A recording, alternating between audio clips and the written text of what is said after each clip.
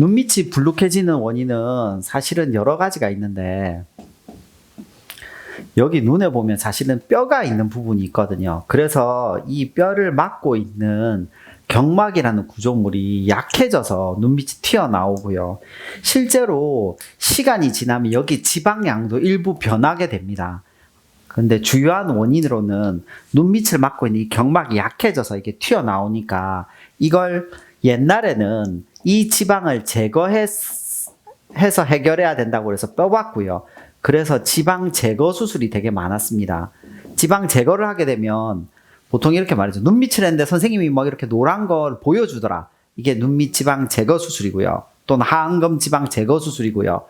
눈밑 지방 재배치는 이쪽에 있는 이 눈 밑에 있는 이 지방으로 눈물 고랑을 메우는 겁니다. 이렇게 메워서 꼬매주는 수술이라서 보통 이렇게 수술을 하게 됩니다.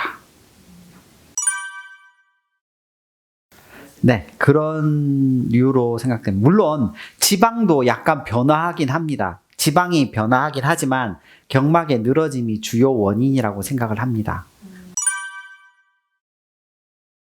네, 피부가 두꺼워진 건 아니고 이게 튀어나오니까, 비유를 하자면 우리가 임신했을 때 배 튀어나오듯이 이렇게 약간 튀어나온 거거든요. 그런데 네, 그걸 팽팽하게 펴주는 수술을 하는 게 지방 재배치입니다.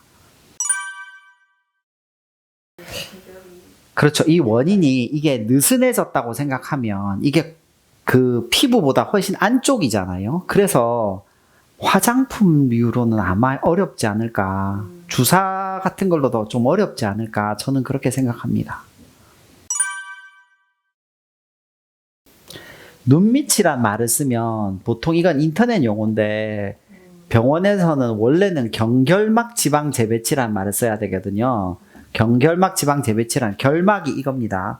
그래서 눈 안에 빨간 살로 레이저로 절개가 들어가서 밑을 방리해서 여기 있는 지방을 안쪽으로 꼬매주는 수술을 하게 되고, 지방 제거의 경우에는 실제로 숙련된 사람이 하면 15분, 20분의 수술이 끝마쳐지고요. 지방 재배치는 여기 안을 꼬매야 되기 때문에 4, 50분, 1시간 정도의 시간이 소요됩니다. 부분 마취로 할 수 있고, 또는 수면 마취로도 많이 합니다. 수술 후 시력에 대해서 많은 분들이 고민하시는데, 가장 많은 이야기는 그런 겁니다. 수술한 직후에 막 전화가 옵니다. 선생님, 저 2개로 보여요. 굉장히 흔합니다. 왜 그러냐. 부분 마취했던 리도케인, 그러니까 부분 마취약들이 눈 알로 들어가서 눈을 보는데 이렇게 약간 안과 검사한 것처럼 이상하게 보이게 되거든요. 그래서 그 2개가 다른 양으로 흘러 들어가기 때문에 하루 이틀 정도 2개로 보이는 경우는 굉장히 흔합니다.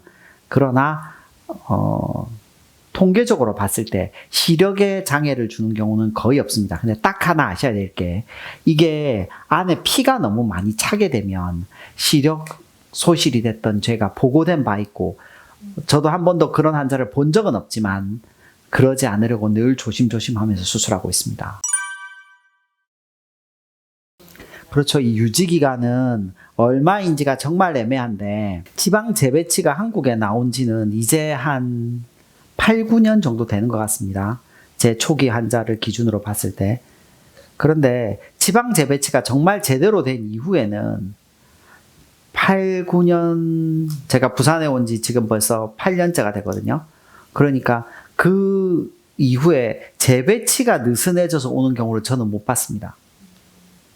물론 뭐 좌우가 다르게 튀어나왔다 이렇게 될 수는 있겠고, 환자분이 뭐 마음에 들지 않는다 그럴 수도 있겠고, 뭐 잔주름이 생겼다 있지만, 재배치 자체가 근원적으로 너무 느슨해졌다든지 다시 수술해야 될 정도로 이상해졌다, 그런 경우는 정말 드뭅니다. 지방 재배치가 지방 제거보다 훨씬 더 복잡하고 더 많은 시간을 요하고 붓기나 몽도 더 많이 들지만, 최대의 장점은 유지기간이 뭐 평범한 사람의 경우에는 평생에 한 번만 해도 될 정도의 효과를 준다는 겁니다. 그렇죠. 여기가 꺼질 거라고 우려하시는 분들이 많은데, 이 지방을 이쪽으로 옮길 때에도 얼마나 옮기는지가 사실은 기술입니다. 있는 지방을 모두 다 옮기는 게 아니라 눈물 고랑을 메울 만큼만 옮겨야 되니까, 거기에 대해서는 수술하실 선생님과 충분한 상담을 하시면 좋을 것 같습니다. 네. 젊은 사람은 튀어나와서도 많이 하고 다크서클, 눈밑이 이렇게 새카맣게 져서 팬더처럼 됐다고 얘기하는데 그것 때문에도 수술을 많이 하게 되는데 아시다시피 다크서클은 알레르기하고도 많이 영향이 있기 때문에 이 알러지를 없앨 수는 없어요. 전 성형외과 의사지 알러지 없애는 의사가 아니잖아요. 알러지는 수많은 것과 연관되어 있고 그래서 100% 없앨 수는 없지만 상당한 부분 없어지게 됩니다.